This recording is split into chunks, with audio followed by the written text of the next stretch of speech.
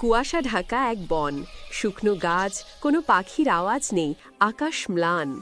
রবি চমকে ওঠে, ও না, আমার বাগানটার কি হলো, ফুলগুলো কোথায় গেল?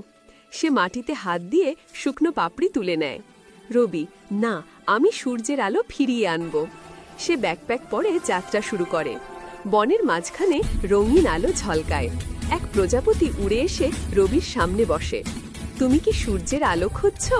হ্যাঁ, কিন্তু জানো কে চুরি করেছে? ডার্কোবট। সে সূর্যের আলো বন্দি করে নিজের শক্তি বাড়িয়েছে। তাহলে চলো আমরা ওকে হারাই। তারা হাইফাইভ করে আকাশে উড়ে যায়। ডার্কোবটের দূর ধোঁয়ায় ভরা বিশাল কারখানা, লাল আলো ঝলমল করছে, ধাতব শব্দে ভরা চারপাশ, ঘূর্ণন, ধাতব ঠোকাঠকি।